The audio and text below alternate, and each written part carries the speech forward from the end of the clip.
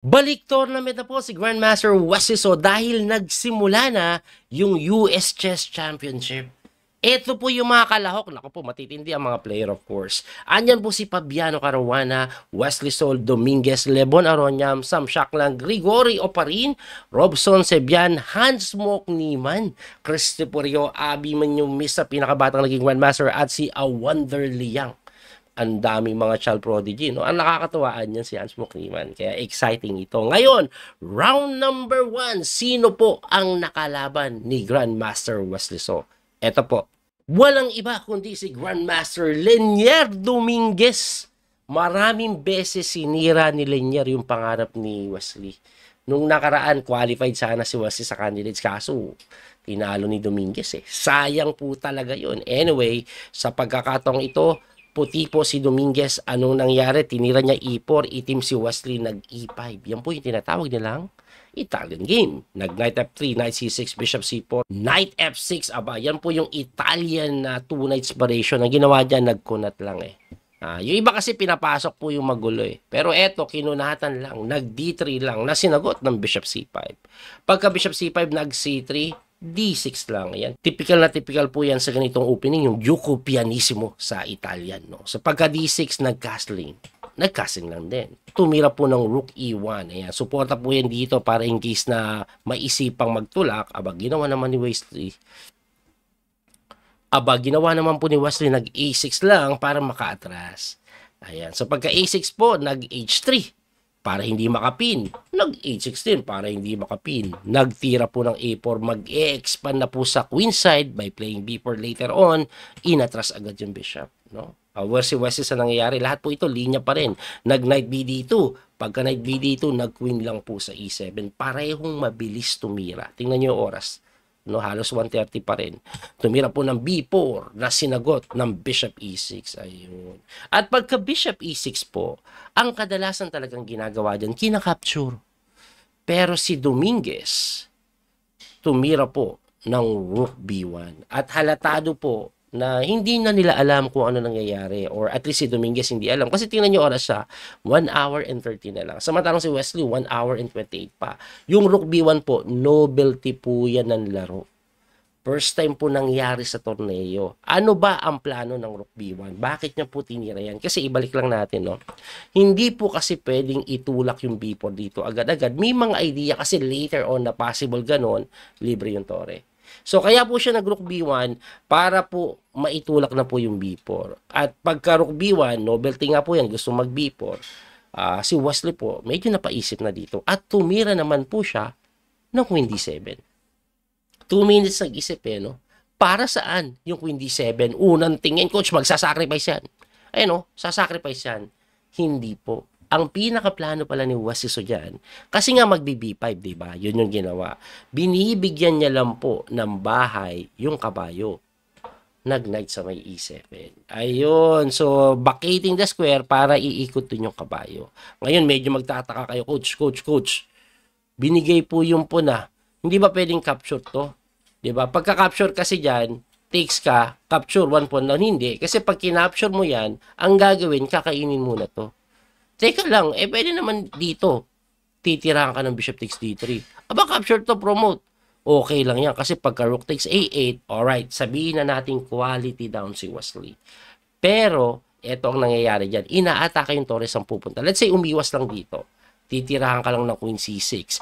May pressure dito, may pressure doon. Yung pair of bishop po napakalakas, underdeveloped. At sinasabi nga ng engine, slightly better pa si Wesley. Alaan nyo, naisip ni Wesley so yan. Ibalik natin. Kaya po hindi kinapture yun. Ang ginawa din ni Ipor Pagka D4, kinapture ni Wesley yung bishop. Binawi po ng kabayo. Kinapture ni Wesley yung D4. Binawi po ng pawn. So, standard exchanging lang nangyayari. Kinapture po yung B5. Binawi ng tore. Tapos, tinirahan ng C6. Ayun. Para madepensahan po yung B7, na atake pa yung tore. Tumakbo po yan sa may B3. Tinirahan naman po ng D5, which is attacking the knight. At napipilitang hamunin yung pawn na kung saan hindi kinapture. Tumalon yung knight sa F3 going to E5, hitting the queen na napatakbo. Pagkatakbo, coach, libre ba't iniwan? Libre pa yung kabayo, kaya nga kinapture muna. At pagka takes, persado kainin niya ng pawn. Kasi pag knight pang kinapture mo, babagsak yun. At dahil kinapture ng pawn, inaatake pa yung kabayo, tumalon po yan. Pagkatalon, dinipensa na ni Wesley yung B7. Queen C8 lang. Tumira naman po ng Bishop A3, pinin yung kabayo na tiniraan ng Rook E8. Depensa na sa kabayo, iwas pin pa. Tumira po ng Queen D3, nag-knight na sa C6, hinahamon. Ang lakas kasi ng kabayo dyan, kaya gustong i-eliminate ni Wesley. Anyway, nag-Rook C1 yan, pinin na sinagot lang ng Queen E6. A little bit questionable kasi binibigay po ito, pero kahit kasi makapture mo yan, no? Yun po yung ginawa, may capture naman doon. Ayun. Takes and then nabawi din yung pawn. So, ang ending, equal. Pero yung time po nila, less than 20 minutes na lang sila dito, no? Medyo mababa na. So, pagka Queen takes E5, tumira po ng Rook sa C7, no? Doble yung tore. May pressure pa dito. Napakagandang tingnan sa unang tingin. Pero, meron kasing Bishop takes E3. Ayan, no? Hindi mo na ito pwedeng kainin, di ba? Baka mamati ka, capture, check. Ganun-ganun eh. Oh, hindi pwede yung capture na ganun. Kaya, binawi yan, of course. And then, si Wesley, chumek lang. Chumek lang po. Ano? Check. Saan ka pupunta? Tumakbo yung tore pabalik. Pag umangat kasi ikaw dito, check na naman. Kaya bumalik, pagkabalik, bumalik din si Wesley. Bakit? Bumalik yung tore, wala yung pressure sa F7. Okay? So, pagka ganyan, bumalik. Sabi ni Wesley, lakas ng tore mo. Sige, check na lang ako. Pagka-check, bumalik, tapos, sabi ni Dominguez, feeling ko, lamang pa ako dito eh. Eto nga gawin ko. Inatake niya po yung Reyna na sinagot lang ng Queen E4. Okay? So, pwedeng kainin ito eh. No? Kaso pag kinapture takes, babalik lang ata ito dito eh. No? Tapos hindi mo madepensan ito kasi may ganun. Kaya, ayun, pinapalit po yung Reyna. Mas maganda kasi pag napalit yung Reyna. Anyway, ang tinira po ni Dominguez, nag-rook lang po doon. Bakit? Para depensan yung Reyna, may pressure pa sa pawn. Kasi ito po later on kakainin na yan. At nangyari na nga po, kinapture, takes, kinapture lang ni Wesley yung pawn. Libre. Kinain nga yung kabayo. Tinakes, nag-rook takes lang po sa may D5 na sinagot ng Rook A8. Teka lang Coach, bakit hindi kinapture? Libre. Kasi magkakaroon po dito, mananalasa yung tore sa 7th rank. Ngayon, bakit kailangan bumalik? Para saan yung balik? Kasi ang sagwa bumalik lang. Umayos na. Kasi may threat po yan na ganito Pagkatira po ng Rook D7, hindi ka didepensa. Bagkus, ipapalit mo yung tore. Ngayon, pag hindi po pinilit yan, pumunta dito, hahabulin mo lang ng hahabulin yan. Pag napalit, easy draw po yan. No? Kaya ang ginawa niyan, kinapture na lang yung po F7. May capture na ganun. Takes, kala nyo 1 pawn down, bawi yung pawn. At pagka king move, tumira doon, bumalik at bumalik-balik na lang po yung dalawa. Kasi same side pawn, Rook endgame, tabla. Kahit nga po 1 pawn down, kahit sino man dyan, tabla pa rin yan Kaya tinabla na lang nila. At ngayon, maraming na naman magsasabi, ano ba yan? Puro tabla. Guys, tingnan nyo accuracy.